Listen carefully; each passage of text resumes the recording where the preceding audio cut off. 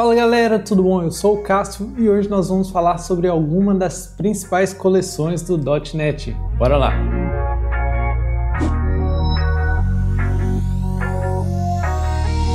Então galera, hoje a gente vai falar sobre algumas das coleções do .NET, são várias, nós vamos falar sobre 4. IEnumerable, iQueryable, iDictionary e iList. E como a gente pode trabalhar com elas, o que dá para fazer, algumas diferenças e algumas sugestões também sobre como e quando utilizar. Bora lá! Para isso eu criei então aqui uma API com 4 controllers, um para cada coleção. Vamos começar aqui primeiro com IEnumerable. O IEnumerable é o tipo de coleção mais básico e ele vai servir de base para as outras interfaces. Essa interface ela é responsável por permitir que a gente itere entre os itens dessa coleção e ele apenas nos devolve um enumerador que nos ajuda a iterar sobre esses itens. Vamos ver aqui, ó. Vou clicar aqui em F12 para a gente ir na definição da interface. E a gente tem aqui apenas um método que devolve um enumerador. Você pode clicar F12 ou então clicar aqui com o botão direito Go to Definition, né? Tem aqui o atalho. Então basicamente é isso, ele apenas devolve um enumerador para facilitar essa iteração. Em outras palavras, ele que permite a gente utilizar o for each, o tão conhecido for each. Vamos executar aqui para a gente ver esse funcionamento, né, do IEnumerable. Ok, agora aqui com o Swagger aberto, eu vou executar, vai parar aqui no ponto de debug, para a gente ver algumas coisas. Ele simplesmente vai lá no contexto, na nossa base de dados e busca os produtos, filtra depois onde o ID seja maior do que 2 e faz um for each que poderia fazer qualquer coisa. Depois retorna, só isso. Aqui outro detalhe sobre o IEnumerable. Essa interface ela não permite alterações nas coleções. Então quando a gente quer fazer algum filtro, quando a gente quer aplicar algo nessa coleção, ele retorna uma outra coleção, né? Principalmente quando a gente utiliza o link. Aqui eu tenho um exemplo com o where, fazendo um filtro no caso. Eu não posso simplesmente fazer isso aqui, ó. Aqui eu tenho a minha variável e aqui aplicar o filtro. Porque esse método aqui, o where, ele retorna um outro IEnumerable e esse IEnumerable eu não estou atribuindo em nada, ele não vai se aplicar a essa variável. Ele não vai alterar a lista, né, com o filtro que eu tenho aplicado. Para isso eu preciso pegar a minha variável e dizer que ela vai receber o novo valor da minha coleção com o filtro. Uma outra característica é que todos os métodos todas as classes ou objetos que implementam essa interface, elas são capazes de utilizar o for each. Por exemplo, aqui embaixo eu criei o meu próprio objeto, minha própria classe, e eu estou instanciando aqui um objeto, o objeto box, e estou aplicando o for each nele. Mas isso só é possível por quê? Aqui embaixo eu tenho um exemplo de como se implementa essa interface, né? Então, basicamente, eu tenho uma classe box que implementa a interface IEnumerable, passando o produto como tipo de item na qual ele vai iterar, né? Então, eu tenho aqui um construtor que eu passo para ele uma lista um array de produtos. Esse array vai ser jogado numa propriedade privada. Aqui embaixo eu tenho depois o método público getEnumerator, que é o mesmo que a gente viu lá na interface, né? E aqui embaixo eu tenho também o mesmo método, só que privado. E aqui basicamente ele chama o nosso método público, né? Vou dar F12 aqui, dá para ver. Aqui embaixo, quando a gente implementa o IEnumerable, a gente precisa também implementar o IEnumerator. Eu tenho um método, um construtor, depois eu tenho uma variável inteira que diz qual que é a posição da nossa lista, né, da nossa coleção. Nesse caso aqui é o -1. Eu tenho aqui de novo um outro array de produtos que eu estou setando aqui no construtor. Depois eu tenho aqui uma propriedade pública que basicamente ele retorna qual que é o produto baseado na posição atual do nosso array. E aqui, de importante, a única coisa que eu tenho é o método moveNext, que vai só avançar para o próximo objeto da lista e retornar true ou false, true caso ele e ainda tem esse objeto na lista, né? Vai retornar false se o tamanho, se a posição ele passar a ser maior do que o tamanho da lista. E um reset para voltar para o estado inicial e um dispose também que ele vai chamar para ele setar a nossa lista, né? O nosso array para nulo. Agora vamos testar para a gente ver como que funciona essa implementação, né? E como o compilador ele utiliza esses métodos, né? Vamos lá, eu executei aqui, agora eu vou chamar essa segunda API, né? Esse segundo endpoint. Vou buscar lá na nossa base de dados os nossos produtos e vou instanciar aqui a classe que eu criei, que é a classe box, passando um array de produtos. Agora olha só que interessante. Quando eu faço um for each, o que ele faz?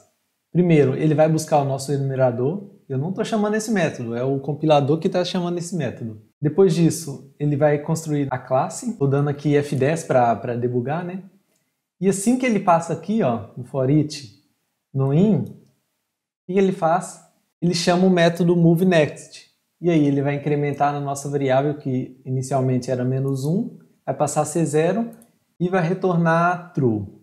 Quando ele retorna true, o que acontece? Ele vem e busca o nosso produto atual. Vem nesse array, verifica qual que é o produto de index igual a 0 e retorna esse produto.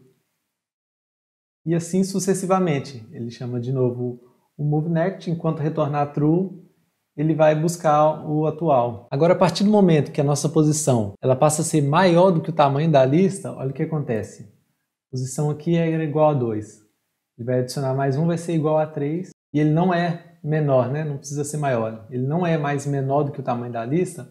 Ele vai retornar false e vai chamar o método dispose, que vai só zerar o nosso array. Agora, um outro detalhe bastante importante sobre o INumerable é que ele materializa os dados na memória no momento que a gente faz uma busca numa fonte de dados. O que significa? Eu vou executar agora novamente esse primeiro método, que vai buscar na nossa base de dados SQL, e eu vou mostrar para vocês qual que é a consulta que ele está retornando para buscar esses dados. Para isso, o que eu precisei fazer? Precisei vir aqui no nosso contexto e adicionei só essa linha aqui, ó, esse use log factory. Para isso a gente vai precisar colocar esse using aqui, ok? Com isso, a gente vai ter imprimido aqui no nosso output, que está aqui embaixo, a query executada. Eu vou até fixar isso aqui para a gente conseguir ver. Beleza, eu vou executar aqui de novo. Então vamos lá, vamos debugar. Ok. Por enquanto ele não exibiu nada, mas a partir do momento que ele vier no for each, ok, ele trouxe aqui. Fez um select from products, né? Só que qual que é o problema? O problema é que aqui eu tenho um filtro, só que ele não aplicou esse filtro no banco de dados.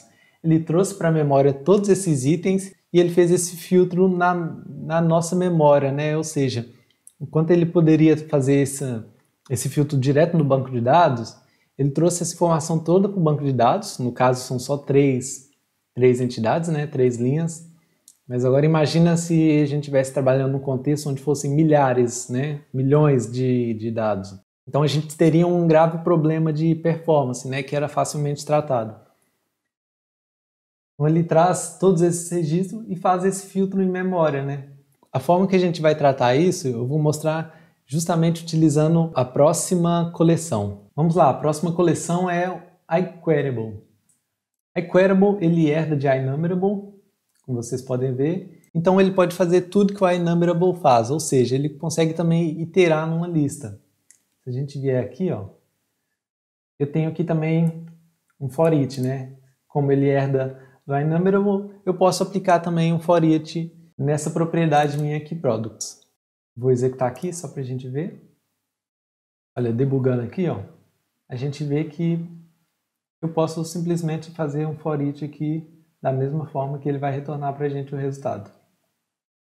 Agora, mais do que isso, a parte principal, o quesito mais importante do iQueryable é que ele pode efetuar consultas nas nossas fontes de dados utilizando as árvores de expressão. Mas, Cássio, o que é uma árvore de expressão? A árvore de expressão é uma representação do código em formato de árvore, onde cada nó representa uma expressão ou a chamada de um método. Por exemplo, aqui, ó, eu tenho aqui o nosso iQueryable de produtos, né? Então, se eu fizer aqui, por exemplo, produtos.where, e esse where aqui, ele vai ser um nó, e cada condição vai ser as pernas desse nó. Eu vou deixar aqui na tela um exemplo de como seria a árvore de expressão para essa query, né? Para esse código aqui que eu acabei de gerar. Se a gente vier aqui agora nessa interface, na definição, vou pegar aqui. Aqui no caso ele é uma interface que ele está passando um tipo, né? Mas então vamos pegar aqui na interface sem o tipo, né? Que a interface anterior herda dessa. E aqui a gente tem um type, um expression e um provider. Além disso, como a iQueryable utiliza essa árvore de expressão, ela permite que as nossas consultas elas sejam polimórficas, ou seja, elas podem ser utilizadas em várias fontes de dados. Para isso, ela utiliza um provider específico para essa fonte de dados, né? Esse provider ele tem que implementar o iQueryable e dizer qual é a forma que ele vai utilizar essa árvore de expressão e traduzir essa árvore de expressão para a linguagem específica que ele quer. Vamos dizer isso em outras palavras. Basicamente, imagina o provider do SQL Server, né? Ou do Entity Framework. Ele vai pegar essa nossa árvore de expressão, que é a representação do nosso código que a gente escreveu com o link em formato de árvore e vai transformar isso em uma string, no caso, que vai ser executado no nosso SQL Server, né? Essa string nada mais é do que a nossa query em formato de string. Beleza, agora você já entendeu também como funciona o iQueryable. Só que eu tinha falado também que eu ia mostrar como que ele soluciona o problema do iNumberable, né? Que foi a coleção anterior. Então vou mostrar aqui para vocês como ele faz isso. Como ele monta essa árvore, ele pode ir concatenando esses nós, que é o que a gente faz aqui através dos nossos filtros, né? Chamando algum método, né? Adicionando expressões na nossa árvore, e aí ele executa essa árvore na nossa fonte de dados só quando ele é materializado, ou seja, quando ele é transformado num iNumerable ou numa lista, né? Num iList. Agora vamos ver como ele faz isso. Vou executar aqui novamente, a gente vai debugar, vou exibir aqui novamente o nosso console, vou limpar ele. Vamos lá, vou debugar com F10. E ele, ok, percorreu essas duas. E agora ele vai fazer um for each, né? Então quando ele vier aqui, inclusive ele vai executar a nossa query. E olha aqui, ele faz a nossa query já com o filtro, né? Ele executa a árvore de expressão, vai lá no banco de dados e executa a nossa query já com o filtro, né? Então isso aqui ele pode trazer um ganho enorme de performance para o seu sistema. Para vocês terem uma ideia, eu fui começar a aprender sobre esses tipos de dados, esses tipos de interface quando eu era estagiário no meu primeiro emprego de programação.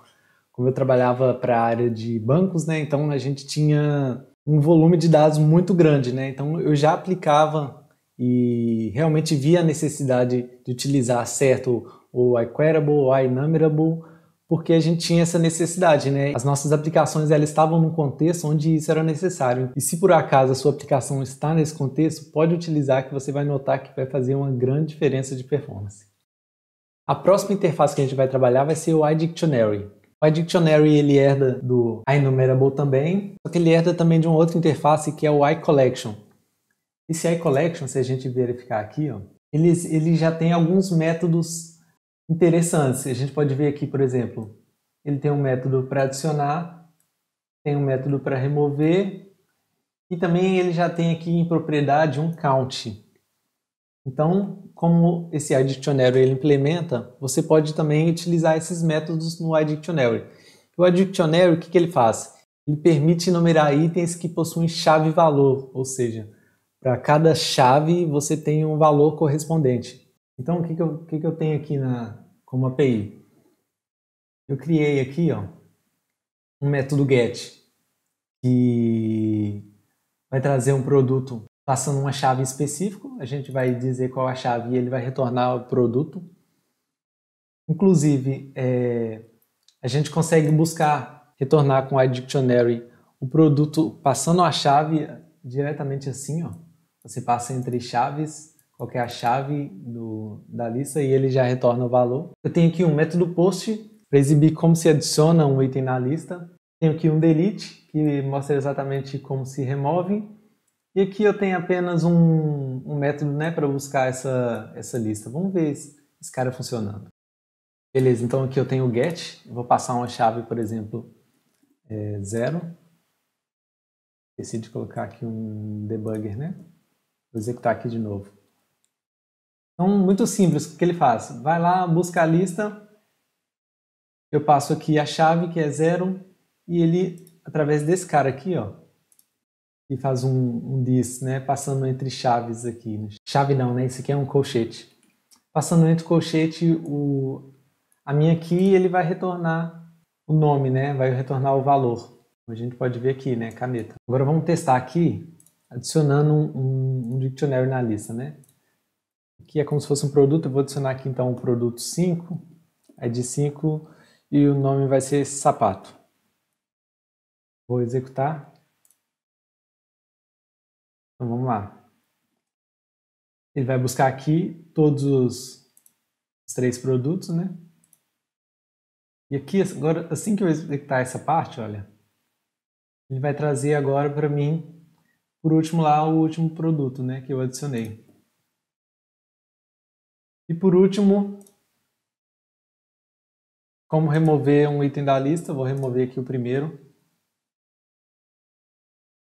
Temos aqui novamente os 3. Eu vou remover o primeiro não, né? O produto onde a chave é 1, né? Que nesse caso é o segundo, camisa. Depois que eu remover, que eu executar, posso ver aqui já não tem mais a camisa. Ok, muito simples esse dictionary, é bem útil também. Vamos para o próximo item.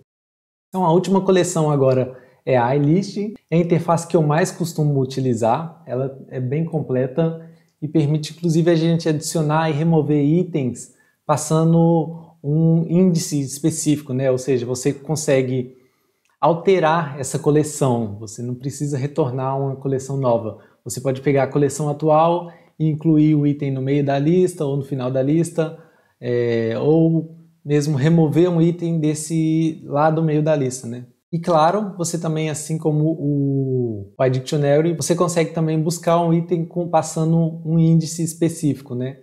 Vamos ver agora os exemplos. Então aqui eu tenho basicamente os 4 métodos, onde eu posso informar aqui um índice, né? Eu vou passar aqui o primeiro, o get 0. Ele vai fazer a mesma coisa, vai no contexto, vai buscar os meus produtos e dar aqui um toList, né? Para ele transformar numa lista mesmo. E agora eu vou passar, assim como dictionary entre colchetes, o meu índice. E ele vai retornar para mim apenas o índice específico. Agora vamos criar aqui, utilizando o post. Eu vou informar aqui um 6 e colocar aqui bolsa. Ah, ok, faltou aqui informar um índice. Vou colocar 6 também. Ou melhor, vou colocar 2 para ele inserir no meio da lista. Então eu tenho aqui executando, né, o meu produto na posição 0, a caneta, na posição 1, o lápis, na posição 2, a borracha. E agora eu vou inserir na posição 2 o meu produto que tem a bolsa, né? Então, se a gente verificar aqui novamente, vou ter na posição 2 a bolsa que eu criei. Nota o seguinte, quando a gente utiliza o INumerable, a gente não pode fazer aqui, por exemplo, um sem receber esse valor numa outra variável, porque ele é imutável, né? Ele não consegue mutar a coleção. Agora o iList, assim como o iDictionary, ele já consegue alterar a minha coleção de forma que eu não preciso devolver, né, responder esse método para um outro valor. Ele altera logo a variável em questão. Né? Aqui, por exemplo, eu não precisei fazer isso. Produto recebe a outra variável, né? A mesma variável. Eu consigo logo fazer o insert sem passar para nenhuma outra variável e ele mesmo assim faz a alteração nessa variável, né? Agora vamos testar aqui, por exemplo, o put, que é basicamente o mesmo caso do anterior. Eu consigo alterar a minha lista, né? Passar aqui, por exemplo, um objeto, vou executar. Ok, busquei todos os produtos. Eu quero um índice 0, que é esse aqui, que é a caneta e o ID 1006. E eu vou mudar para receber meu objeto ID 0. Então aqui, se eu verificar aqui, por exemplo, der um Shift F9, ele vai abrir aqui o KickWatch e vai mostrar o que está nesse resultado aqui dessa expressão, né, que é a minha caneta. Quando eu der um F10 e verificar novamente esse valor,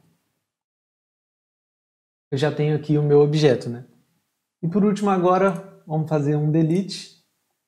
Eu vou remover o item de index 3. Vou buscar todos os itens. Não tem o index 3, né? Não tem problema. Eu vou alterar aqui para o index 2. E vou remover aqui o item de index 2, que é o último, a minha borracha. Pronto, removi. Se eu verificar aqui de novo, olha, só tenho 2 itens. Agora, só por último que eu esqueci, a gente consegue vir aqui, dar um F12 e ver que ele realmente, né, implementa, como eu falei, o iCollection e o iNumberable.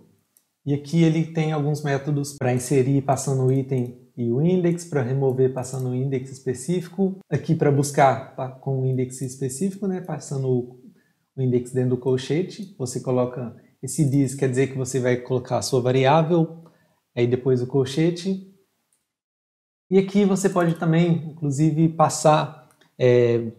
buscar qual index específico para um produto que você deseja buscar. Você passa o produto ou o item, né, dentro desse método e ele vai retornar qual índice. Eu não entrei aqui em detalhes sobre essas interfaces que implementam, né, o uso de tipos específicos. Por exemplo, eu tenho a interface do iList passando aqui o T, mas tenho também a interface só de iList.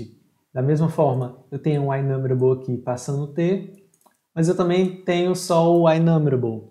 E eu tenho assim também com Collection e com Dictionary não, porque o Dictionary eu preciso passar os dois tipos, né? Não, ó, acabei de pesquisar aqui, ó, realmente eu também tenho um Dictionary sem o tipo, né? Agora, por último, só mais um detalhe.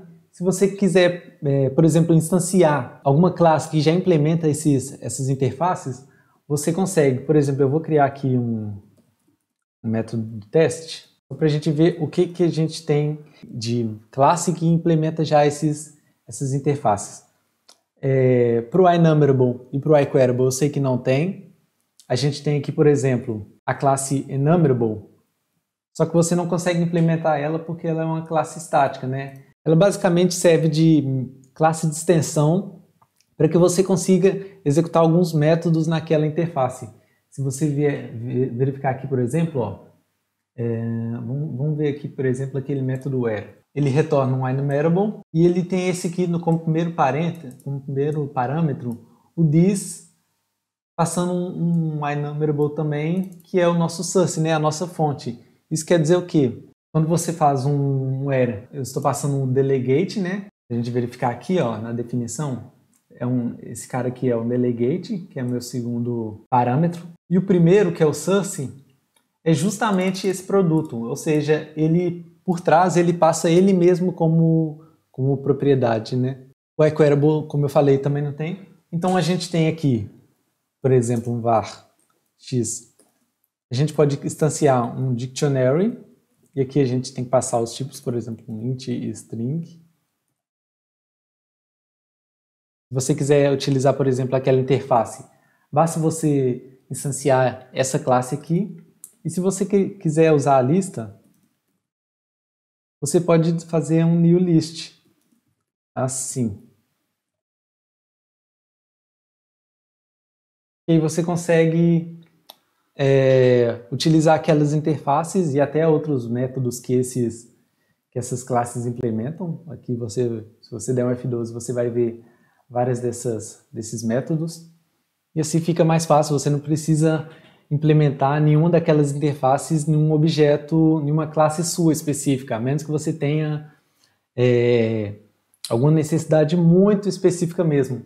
Por exemplo, quando eu criei aquela implementação da Box, é mesmo só de exemplo para a gente ver como funciona e como que ele trabalha com o for each internamente, como que ele faz no nosso compilador, né? A gente realmente raramente vai precisar fazer uma implementação daquelas, né? Implementar uma interface. A gente já tem muitos objetos que fazem essa implementação. Inclusive, se a gente vier aqui, por exemplo, nessa interface, eu estou buscando aqui o iNumberable do nosso contexto, lá do nosso DB7. Esse produto aqui é o nosso DB7. E também eu fiz a mesma coisa com o iQueryable, se você não se lembra, tá aqui. Só que se eu vier aqui, por exemplo, nesse DB7, ele é uma classe abstrata, inclusive implementa tanto a interface de iQueryable, tanto a interface de iNumerable. Então, são realmente poucos os casos que você vai precisar fazer essa implementação. Você pode logo utilizar as classes que já fazem essa implementação para você. Então é isso, galera. Agora você já sabe como utilizar essas interfaces, qual a diferença entre elas. E se você tiver alguma dúvida, deixa aqui embaixo nos comentários. Muito obrigado por assistir esse vídeo, tamo junto e até a próxima.